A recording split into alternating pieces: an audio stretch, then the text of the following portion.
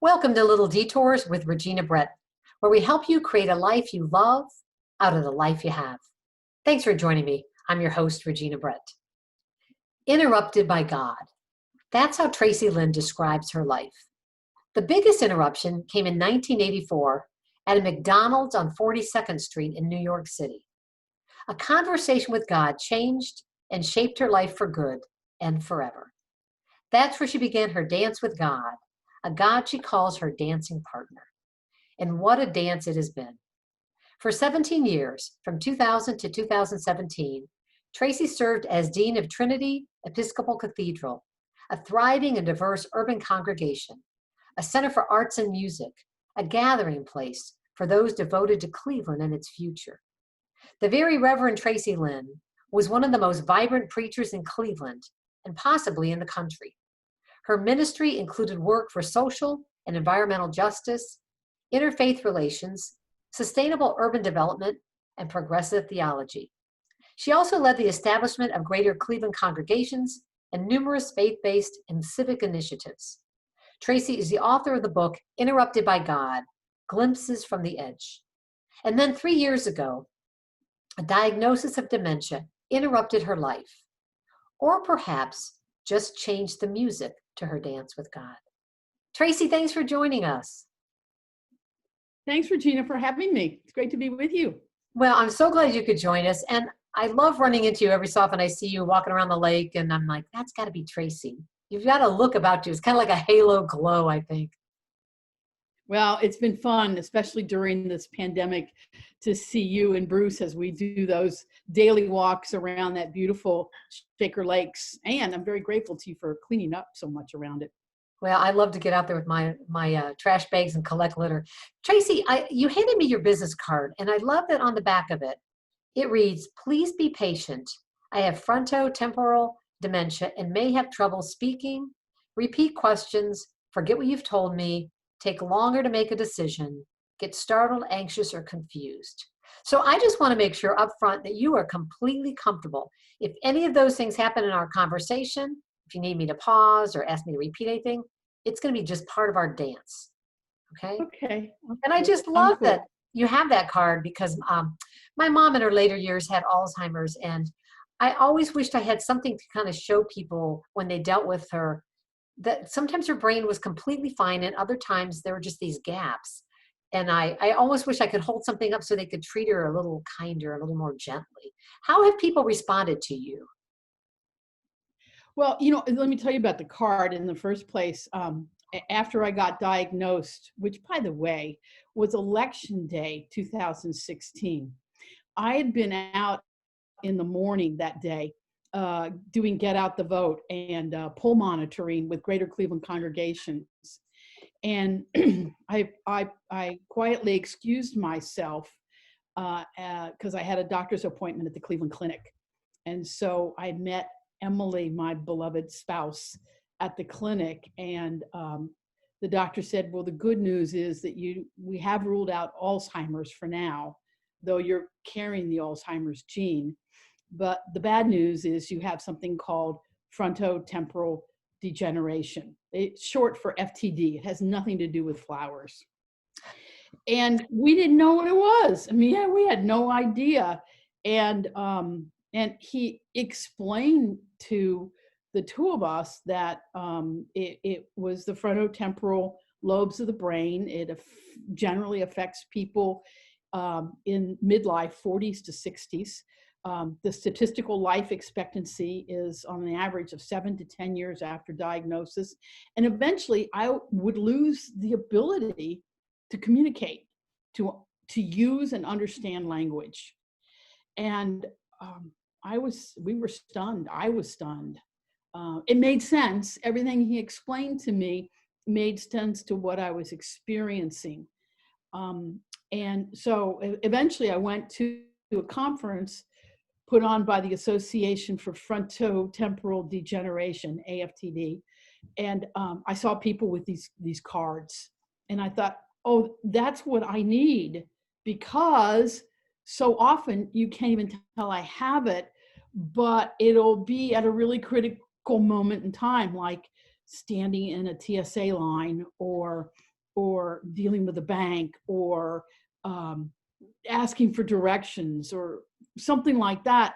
And if I get at all nervous or anxious, I can't find words, and I start to stutter, and I freeze up, and I can go into a panic. So we came up with this business card that when we were working with the contractors, I would show it to on our house. I would show them the card and say, remember, I have a hard time sometimes.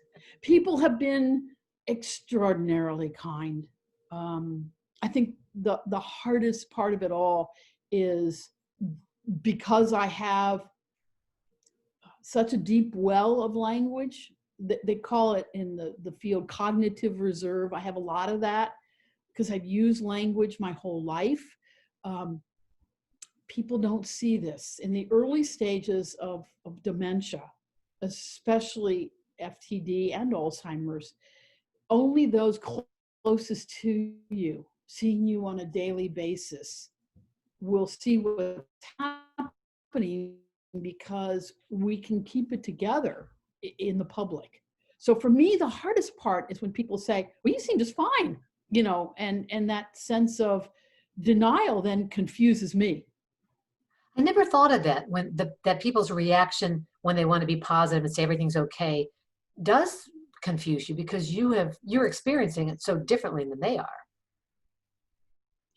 Right. And what can happen is that I can then go into a place of denial, which if I do that, it's really unhealthy for me. Or as Emily will say, I've been known to ask her several times during the day, are you sure I have this?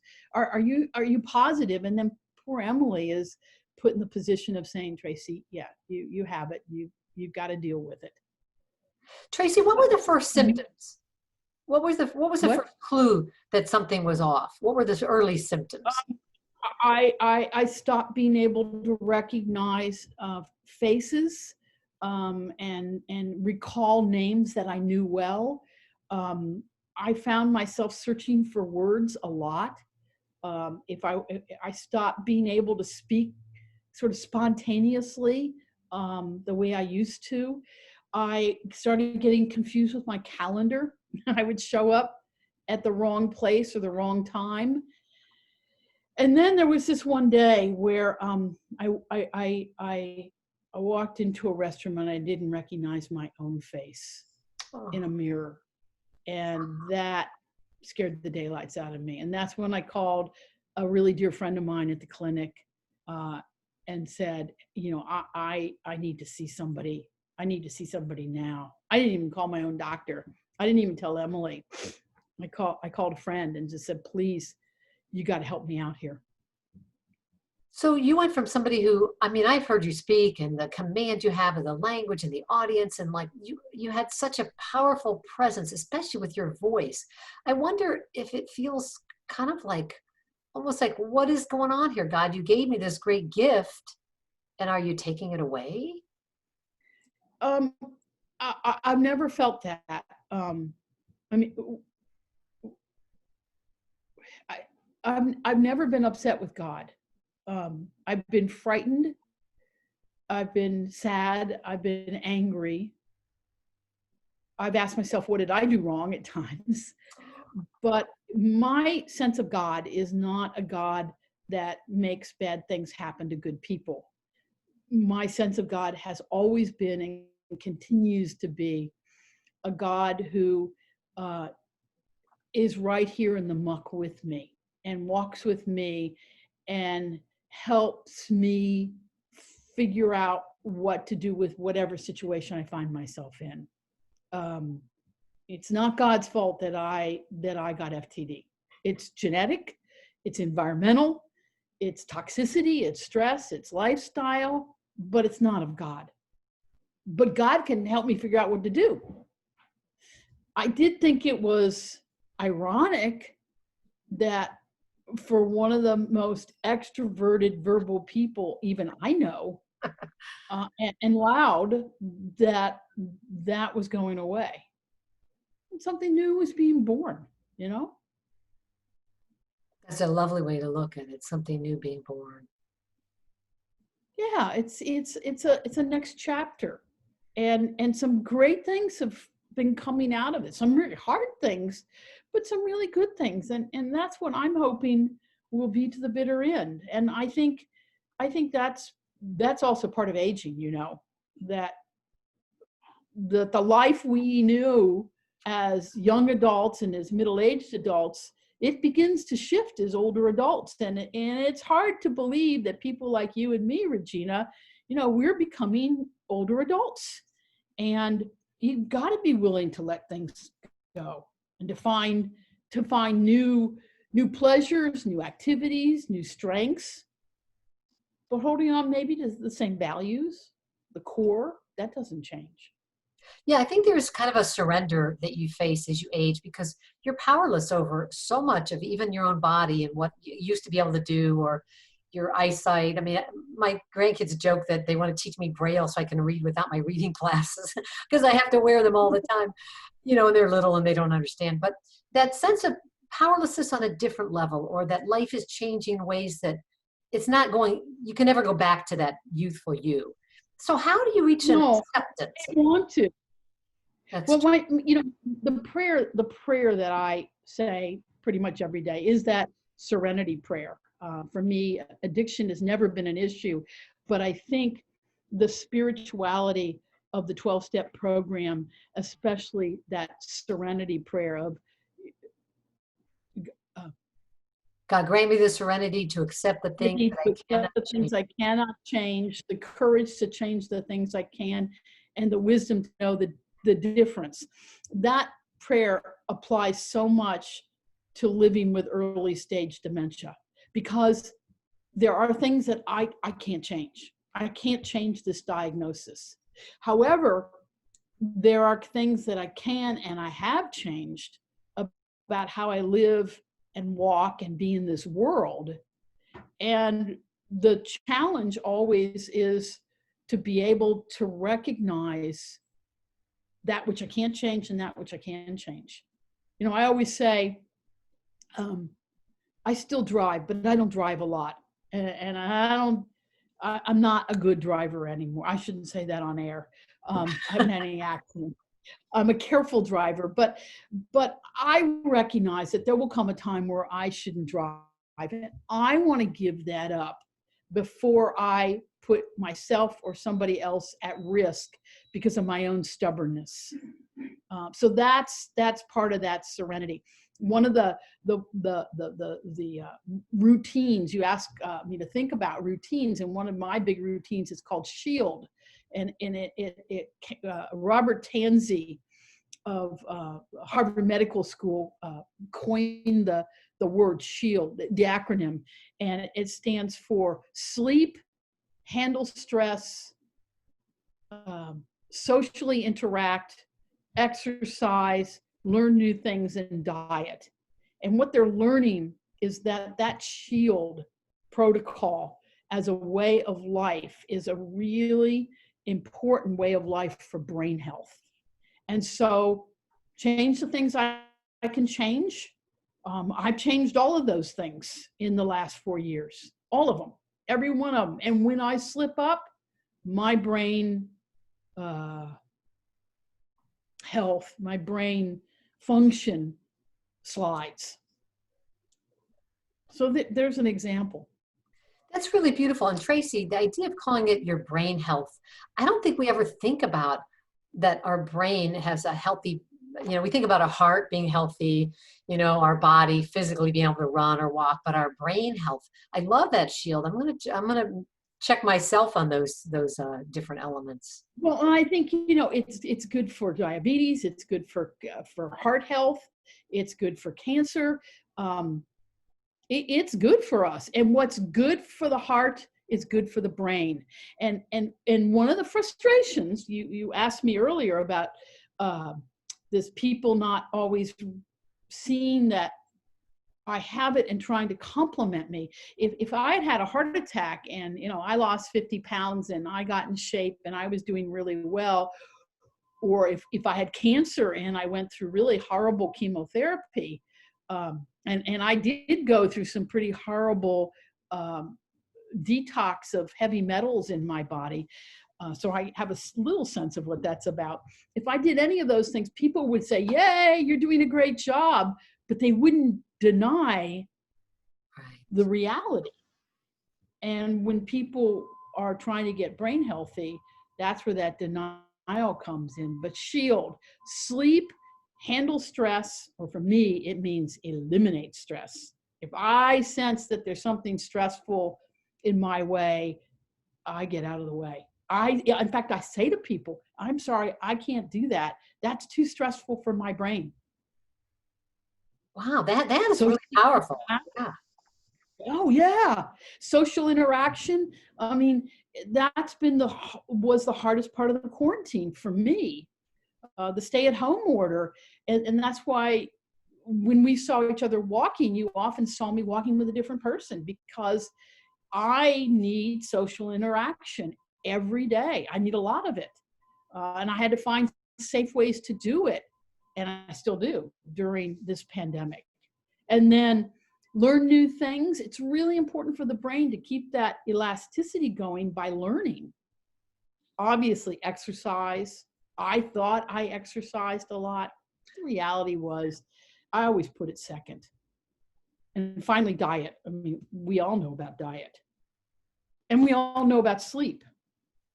You know, the Huffington, Mrs. Huffington did this whole thing on acknowledging that she was struggling psychologically and physiologically because of the lack of sleep, the doctor said.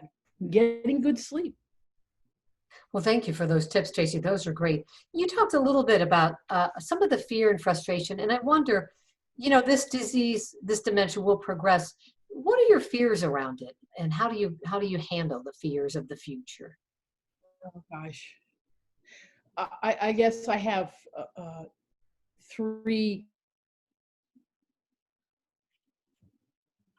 One is being lonely. That as the disease progresses, that and as I withdraw from public life, that people will forget about me just because they'll get busy.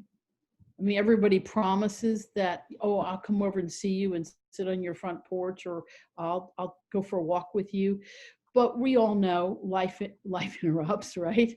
So I'm fearful of that. I've done the best I can of lining up a group of friends who have promised to be there for me.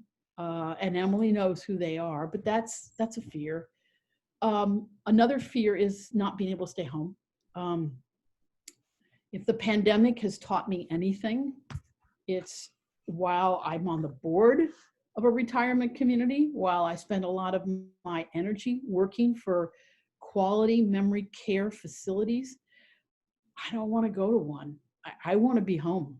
I want us to figure out how to help people with dementia and aging brains to stay in our homes for as long as possible. And the last one is, they say there will probably, if I follow the normal course of this disease, there will probably come a time when I can't swallow. And I hope I have the courage to live into my advance directive that says, when I'm not able to swallow, please let me go. Don't force feed me. Don't give me a feeding tube. Don't try to spoon feed me. Let me go. And my fear is I'm not a very good dieter. So that I hope when I can't swallow, I won't want to eat, and therefore I can go quickly. Those are my three fears. Thank you for sharing those. Those are very powerful. And I'm just amazed that you can still laugh and smile through all of this, facing such difficulties that you already have, but knowing that it's not going to get better, but that you seem to have like I don't know, like a serenity about the whole thing. Well, yeah, two things. A few things. One is I really have a pretty powerful faith that I really believe that in God I live and move and have my being. And the sense of who that God is shifts and changes and morphs over times. But it's the divine spirit of love and creativity. So I know on that level I won't be alone. Secondly, I know that my attitude is about the only thing I can control about this, my spirit, and that I really believe, I'm trying to remember who it was that wrote out of the Holocaust, the very famous psychologist. Viktor Frankl, maybe? Yeah, Viktor Frankl. And basically he said, they can take away your name, they can take away your freedom, they can take away your possessions, they can take away your life, but they can't take away your spirit. That is for you to give away. And I made a decision that I was going to do the best I could at keeping my spirit intact. I don't always do that. I mean, Emily will tell you there are days when it's not great, but I take myself back to that place. And I rely a lot on the wisdom of Desmond Tutu and the Dalai Lama and the Book of Joy they wrote. I've tried to understand FTD as a gift I would have never asked for, but a gift nonetheless, and to try to find joy in that gift. Or the Dalai Lama put it this way, he thought of his exile as an opportunity to get closer to life. And I think of getting an early onset dementia diagnosis as an opportunity to get closer to life. Wow, that is beautiful, Tracey. Well, Tracey, we're at the halfway mark already. I just want to pause and thank you for listening to Little Detours with Regina Brett and to our guest, Tracey Lind. I know you have many podcast choices, and I'm grateful you chose to listen to mine. Tracey, I want to go back to that moment at McDonald's, way back in 1984, your conversation with God. I love that it was at a McDonald's. That's so American. Tell us about that. A bit of your spiritual journey. You had a kind of a wonky childhood with your mom was a skeptical Protestant and your dad was Reformed Jew. And you were sort of caught in the middle of preaching your dolls as a rabbi and as a minister. What was it like for you growing up with that mix? Well, I think it was challenging. It was the 1960s. It was the suburbs in Columbus, Ohio. I think assimilation was probably a very high priority for both my father and my mother. They happened to fall in love in 1948, only 4 years after the liberation of the camps. My Jewish father falls in love with my Gentile mother. And, they have to make their way in the world. And so, they raised my brother and I up to do the same. And I was, as some people used to say, religiously inclined.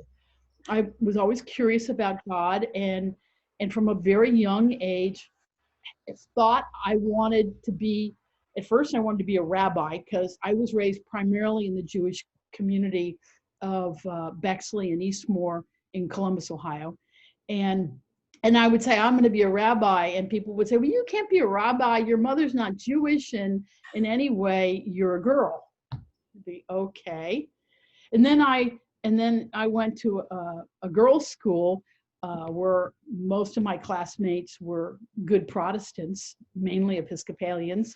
And I started playing my guitar in a folk mass in the local Episcopal church.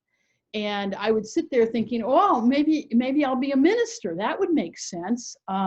It actually my grandfather was a lay pastor, and a bunch of my cousins, in fact, are ministers on my mother's side. So I thought, well, okay, I'll do that. And then people would say, well, you can't be a minister. I mean, after all, your dad's Jewish, you're not baptized, and you're a girl.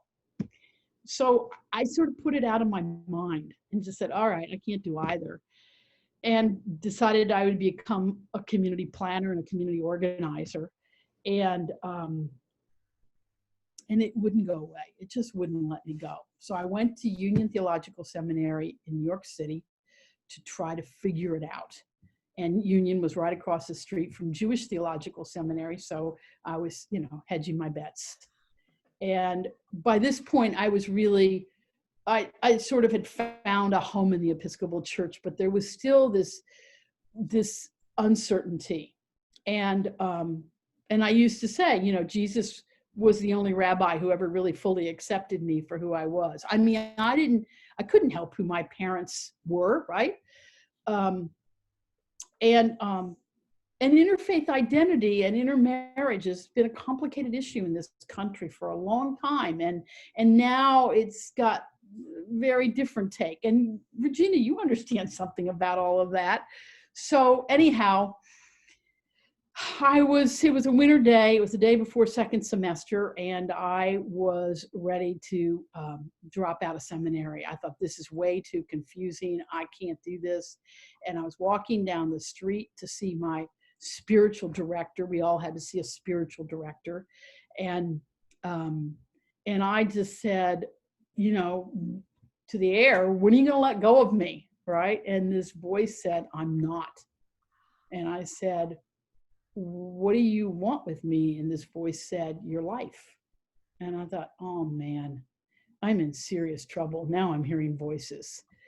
So I went into a McDonald's. It was right in front of me. And I went in and I ordered my usual all-American meal, cheeseburger, French fries, and a small Coke. And I sat down at a table and I took out a pad of paper and I started writing out this remarkable conversation between me and this voice. And I wrote T for Tracy and G for the voice. And the voice named a lot of who I was, the stuff inside of me that only I knew, my challenges, my fears, my thoughts, called me to vocation, reassured me when I protested. And at one point I said, well, why are you talking to me? And the voice said, because you've been asking for it. You've been asking for some clarity about your identity and your vocation for years. And the voice said, in words I will never forget, what's special about me is I'm inside of everybody. And if everybody would listen to my voice and follow it, then my kingdom on earth would come. Now, you can change that language to say my commonwealth or the beloved community or shalom, or however you want to say it. And that's who God is for me. God is that voice that's inside of us, but outside of us, inviting us all into walking a higher path that brings peace and justice and love and mercy and kindness. So I said, okay. I said, what do you want me to do? And the voice said, go home and cook dinner. So I did. And I didn't tell anybody about it for a long time. For me, long time was like a week. And then I began to share with some of my professors what I had heard. And a brilliant German professor, Dorte Zola, said, faith is a two-way street. It's a gift from God, and it's a decision to accept the gift. And I thought, man, I'm never going to get a clearer message. So either I have to say, God doesn't exist, or I gotta follow this voice. And I've done that now faithfully for, I can't do the math, nearly 40 years, I guess. Yeah. My friends in recovery say, God's either everything or nothing. So I'm going with the everything. Yeah, exactly. And I'd rather say God is everything than nothing. And the voices led me to remarkable places, to the South Bronx, where, I got to work with a whole bunch of Episcopal churches made up primarily of new immigrants, to the suburbs of New Jersey, where I began my ordained ministry, to Paterson, New Jersey, the great industrial city founded by Alexander Hamilton. And I got to be in the midst of this incredible community of people from all over the world trying to build the beloved community in a very poor city. And then back to Cleveland, where I've been ever since. Now, when you were in Paterson, you came out as a gay priest. That was a huge step. Yeah, I had always been honest about that. Through the whole ordination process, through my entire career, I've always been honest. I don't do really well in closets. I'm a little too extroverted for closets. But there was a heresy trial where one of our bishops was being tried for ordaining an openly gay man. And I said, you know, in the old Holly Near song, it could have been me, but instead it was you.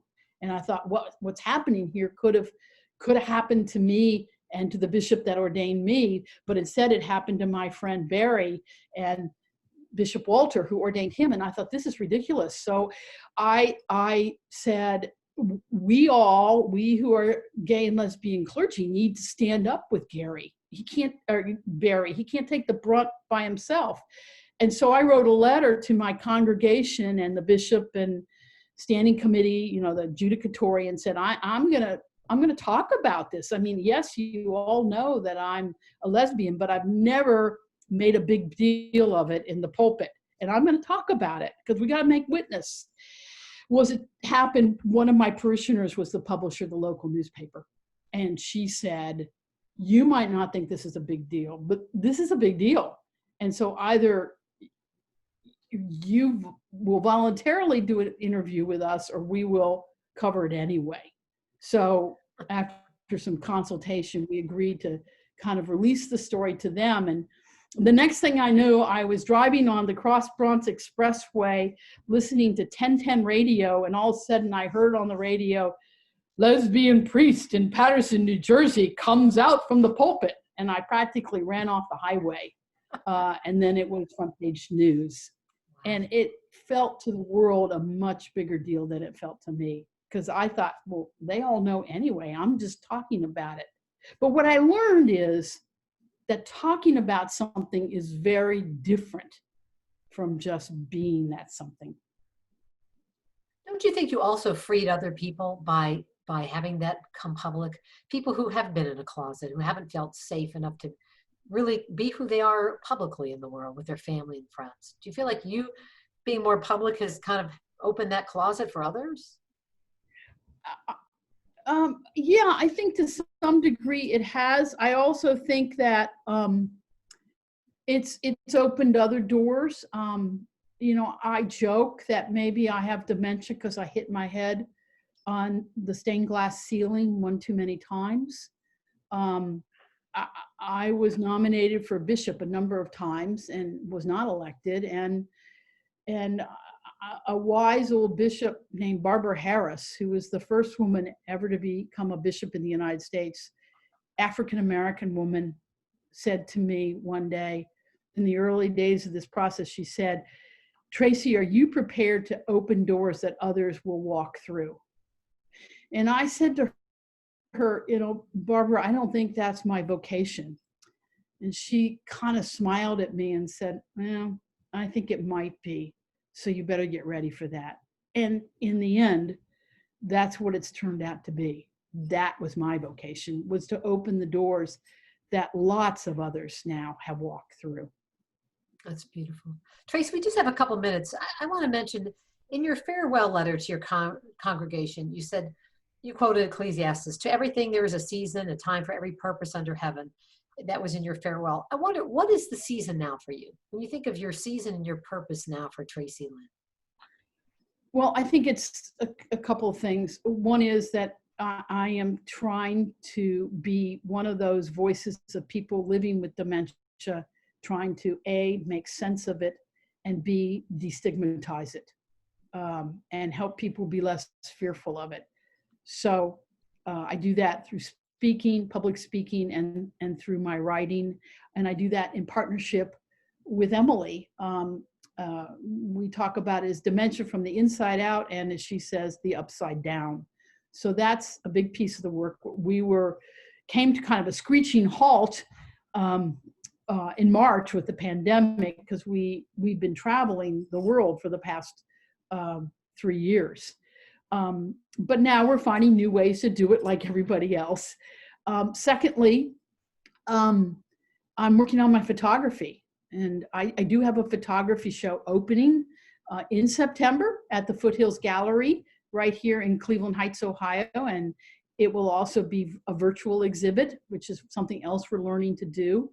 And it's my abstract photographs looking at it through the eyes of erosion. It's called Eroding Beauty, and trying to find beauty in environmental erosion, in the erosion of the built landscape, the erosion of our civil society, and the erosion of my own brain.